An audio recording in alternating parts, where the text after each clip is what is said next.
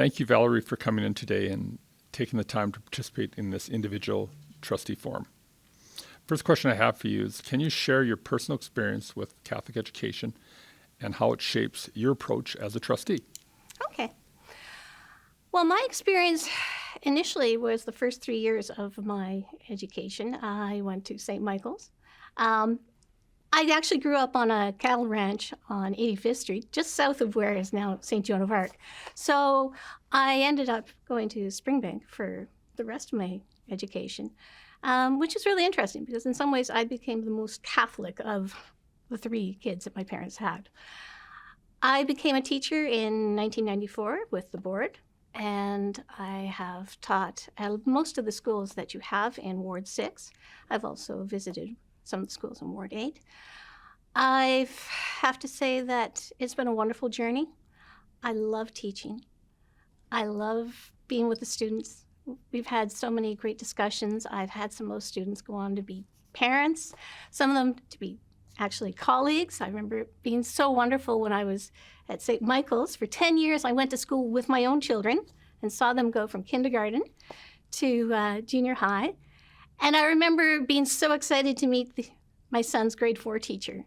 And I sat down that first day and looked at her, and she looked at me.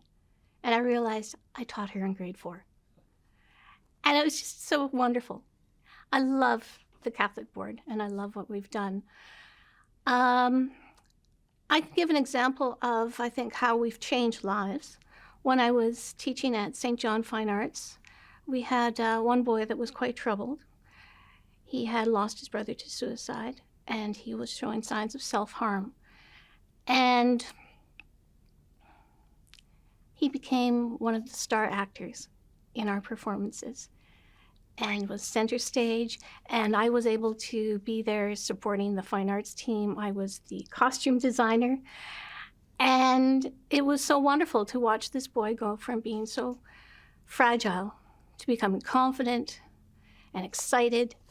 And years later, I ran into his mother, and she said, he went on to the National Theatre School. You changed his life. Please thank all those teachers. And I think that's what I want to see. I want to see that continue, where young people go into our system and they come out confident, happy, and ready to make a difference in the world. How do you see your role in protecting and promoting the Catholic identity of our schools while serving a diverse community? Well, Catholic, by definition, means universal, and I think that's an important thing to keep in mind. I like the quote from St. John Paul. He said, "Freedom consists not in doing what we like, but in having the right to do what we ought." And I think that's the message we need to be giving to our students, is they are given freedom, but they're to use that freedom wisely. And that involves personal responsibility. It involves saying, what can I give back? Because we're much happier when we stop thinking about ourselves and we think about other people. We look around and say, how can I change the world in some small way? And I think that's the message I want students to have. What do you see as the biggest challenges facing students and families in Catholic schools today, and how would you address them? Well, it's very interesting that you ask that, because I actually have a survey that I have on my website, valeriedove.com. Please take it. And I've had a lot of different responses to some of the questions, but there were 3 that were 88%, 88%, and 96%. So those were, 1, parents are concerned about violence in the schools.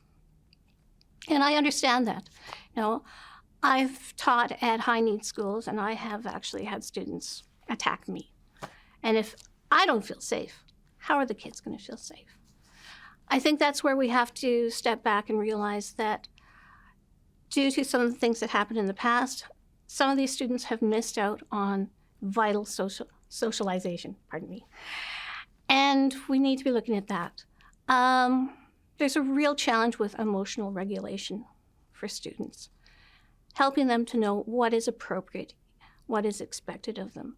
and applying that across everyone.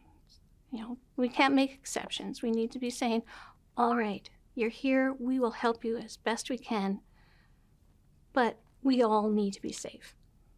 And I think that's really important because we have lost a lot of parents who have chosen homeschooling or charter schools. I've talked to so many people that when I door knocked, and they were saying, yeah, that was one of the reasons why we pulled our kids. Second one, the curriculum. People want it to be delivered in a balanced manner that allows for discussion. Self-censorship is one of the big problems we're having on our universities, and it's also, I think, trickling down into our schools. We need innovators. We need people that have the skills to debate, to think critically, and that applies to teachers as well as the students. A lot of teachers are afraid to touch certain topics, and they need to feel that they are supported.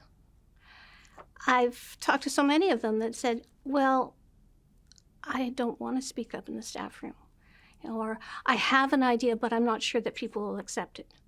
And I think that's something we have to address, is we need to develop teachers who are capable of leading discussions, capable of challenging students, and being able to say, you know what, we don't have to agree.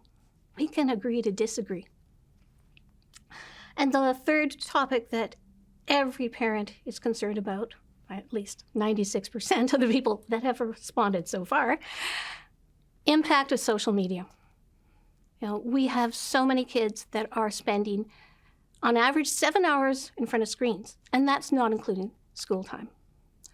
And I know there's a big push towards digital education. I understand why, but I think we have to use it wisely.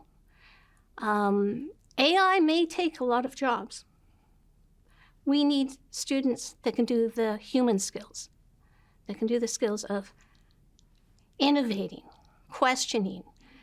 And to do that, we need to make sure that students are using social media wisely.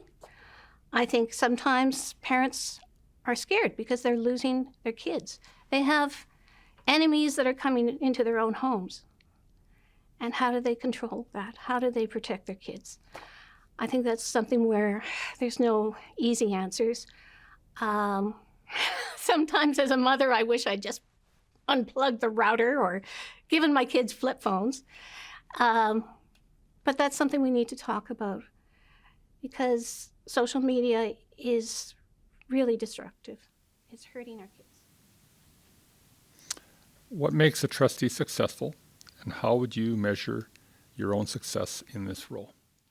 Well, I think you have to be listening. You have to be listening to everybody. I've had a lot of discussions while door knocking. I've had hundreds of discussions. And I have to say that not everyone agrees with me, and I don't agree with everyone either. But we need to listen to each other. We need to find the common grounds. We need to be posing questions and saying, okay, we're on this journey together. How can we work together to find solutions?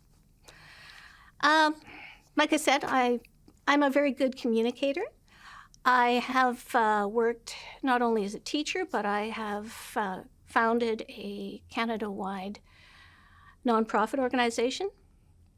So I have a lot of experience with talking to different people. I know that one of the expectations is that a trustee is able to communicate not only with parents and staff, but also to be able to communicate with people in government. And I've had the great good fortune to meet some MLAs and MPs along the way. I have to admit, my favorite person was Brian Peckford, who is, as you probably know, was the third Premier of Newfoundland and the last living signatory of the Charter of Rights. So I think you have to be a communicator. You have to be listening to people. You need to also know who you are and to be true to your standards and to your beliefs. Should you be successful, what would be your goals for the upcoming term, and how would you plan to achieve them? Well, I have those 3 concerns already, which were violence in the schools, impact of social media, and of course, addressing the idea of curriculum. In addition, I would really like to see a revival of people being excited about their faith. You know, we are living in a post-Christian world right now. And as we've seen with the events that happened recently in the United States, it's a little scary to be a Christian right now. We need to have the full armor of Christ if we are to be able to go out there and be warriors. I was so lucky when I was going to school and when I was going to university. I was part of the University Catholic community. I was on parish council there in the choir. And it was such a wonderful place where we had people that we could socialize with, pray with. In fact, some of those people have gone on to be, with the Calgary Catholic School Board as superintendents and so forth. I would like to see that happening in our schools. I'd like to see more connection with the parishes, to have people that are excited and, to have liturgies that are energized and passionate, to have us actually reaching out into the communities again. That concludes our questions. Do you have any closing comments you'd like to make? Well, I do. First of all, thank you very much. Thank you to all the lovely people who have opened their doors when I came to their doorsteps. We need to empower every child to know that they have agency. They make the choices. They are in charge of their lives. They tell their story. God loves them and treasures them, and he also expects a great deal from them. I want to say that I've really enjoyed this. It's been fun. And, whatever happens October 20th, whether I go on to be a trustee, whether I return to my wonderful guest teaching, which allows me to just have fun and play every day, whatever happens, I hope that I can give my very best. And that's all we can do. Thank you for your time today. Thank you.